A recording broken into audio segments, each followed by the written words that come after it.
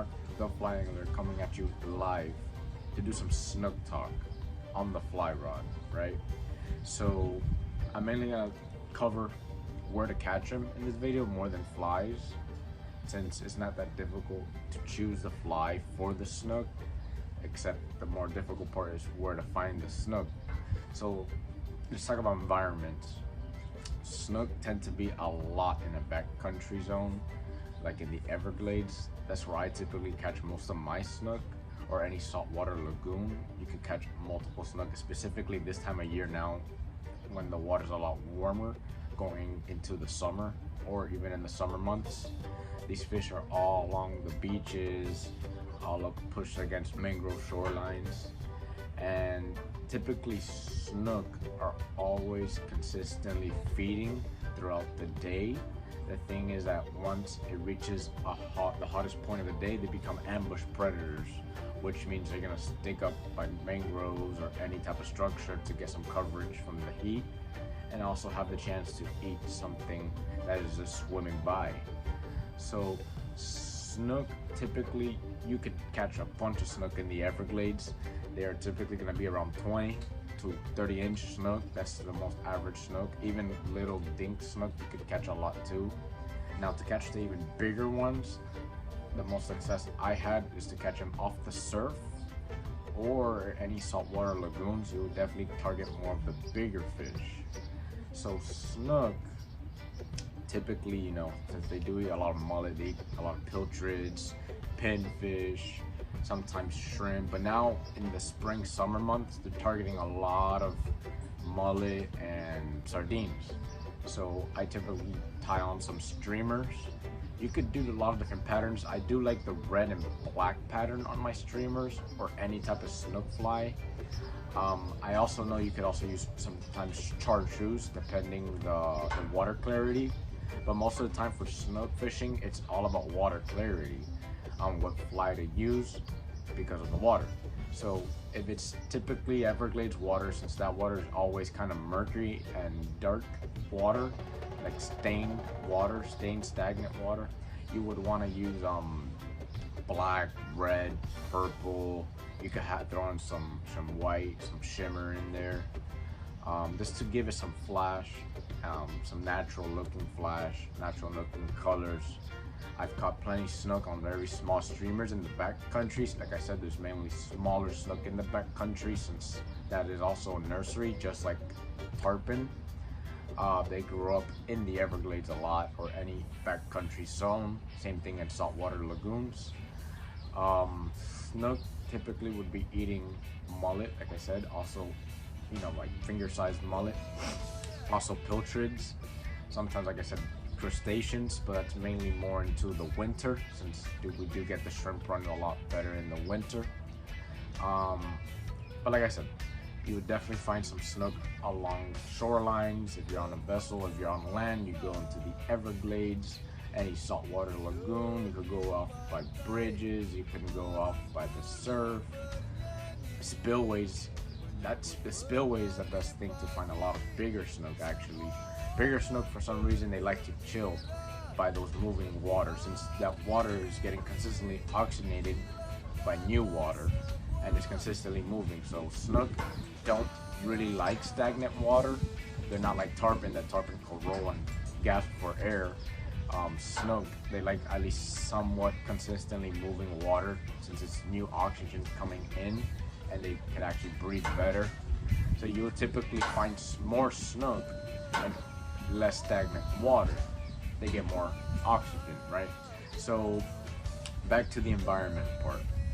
Now, anywhere in the west coast of Florida, you know, specifically southwest, you would definitely catch a bunch of snook. You could even find them a lot in Flamingo as well. Even in our Atlantic coast, like Key Biscayne, we have a lot of snook, typically by the shorelines, like I said. Now let's talk about the surf. Now, fly fishing from the surf is very, very, very tricky. And, you know, the reason is because you can't really see anything. You're just casting at the trough. So the trough is like the little edge that before you go into the actual water, there's like a little dent, that like a little, you know, like a little drop off, a little dent that kind of goes in That's where you see a lot of snook kind of passing through early in the morning typically, because they're hunting. So blind casting works in a way, but you kind of need to sight fish them. It's kind of hard to do it in the morning with all the glare and stuff. And you know, snook are very white colored fish typically on the surf. But the one way you can identify the snook is by the lateral line and also their yellow fins, because they usually have yellow fins when they're in pure salt water. So usually for surf snook, I do like using clouser minnows. You know, I like to keep it natural color, like a tan glass minnow presentation. But I do like clousers a lot because they do sink. Because since the surf is consistently moving, you know, using a streamer for me hasn't really been ideal, since a streamer takes a lot longer to sink, and those snook are kind of nose down while crossing the trough. So in the Everglades, like I said, with the darker stained water, you could definitely use streamers and also gurglers. I keep it with a natural presentation color. I mean, the color of the gurgler doesn't really matter that much for snook, but you could definitely keep it at a red and black pattern. I personally like dark red and the light reds for these fish. They just like it more. I think it looks like the gills of a fish. That's probably why they like it, so it looks more natural to them. It's not like a tarpon that they like purple and black colors consistently. I do have the most luck for tarpon on purple and black, but for snook I've always had better luck with red and black, some shine. But I keep it to the streamers in the Everglades, even in the backcountry. But places like Flamingo stuff in the white water, if you cross the mangrove shorelines, those snook are also pretty light colored as well. But usually in the white water is when I would be throwing white, tan colored presentations, since it is like the surf, technically speaking. But I could also keep it to the clouser minnows. You could also use gurglers, and you can use white gurglers, all white. That's what I would use too, typically. In the backcountry, like I said, darker colors match the hatch kind of situation with the water clarity. I go off of snook fishing by the water clarity all the time. That's the best way to actually catch them. Whatever can not, you know, over exaggerate the colors to kind of spook the fish, but kind of match the colors that the fish would find more natural. So technically speaking, for like white water surf fishing, I like keeping it a tan with white with some shimmer. In the backcountry, I keep it dark with some dark red. You could add some shimmer into it, but not as exaggerated as you would in the white water, since the white water is usually kind of stained like a milky color, but they could still see a lot better in the white water, of course. In the dark water, keeping it dark keeps it more natural. Usually in the backcountry, they're usually feeding on little gobies and minnows and tiny finger mullet. On the white water for the surf, they're usually eating crustaceans, sardines, bigger mullet, but bigger fish are usually going to be in the white water than in the backcountry, since like I said, the backcountry is typically a nursery for these fish. So let's talk about setups.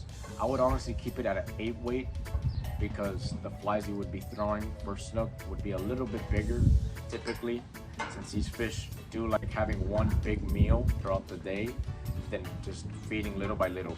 So tarpon, typically you could catch them on small flies, because tarpon do feed on little by little and they take advantage of what they would want to eat. Snook prefer one huge meal and that's it. So a bigger fly is a better presentation.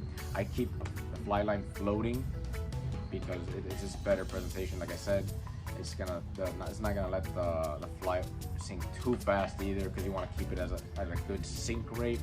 You can use sink tip. Now I would use sink tip by the surf.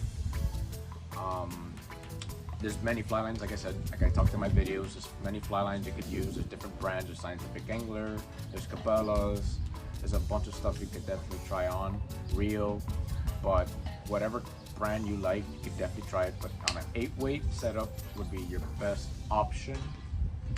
Leader line, I keep it always straight monofilament leader, since it is more spongy, and apart from that, it floats. I do like a floating leader, because you know, usually if you're one rod guy like me, I always carry one rod with me. I like changing my flies consistently to see which pattern matches a lot better for these fish. Basically, you want to use an 8-weight setup with some floating fly line, monofilament leader. You could do 20-pound test on that mono leader. I can go a little bit more, 30, but it all depends the situation you're in. Typically, like I said, in the backcountry, you're gonna be catching more of the 20-inch snook. That's like a 3-pound fish. You could definitely like a 3, 4, 5, 6-pound fish range. You could do 20-pound test. Now, snook do have very rough mouths, and they also have a very sharp gill plate. So you gotta be careful while handling them as well. A lot of people tend to grab them from the gill plate. I do too, but you can't cut yourself. I've had situations that I cut my hand pretty bad while handling snook. So you can imagine if you're using light line, just by touching his gill plate, a lot of people lose fish like that. It just cuts off like nothing. And apart from that, snook tend to fray your line up like crazy. So using more on the heavier setups is what I would recommend. All in all, guys, that's all the snook talk that we need to do today. Have a great day and tight lines.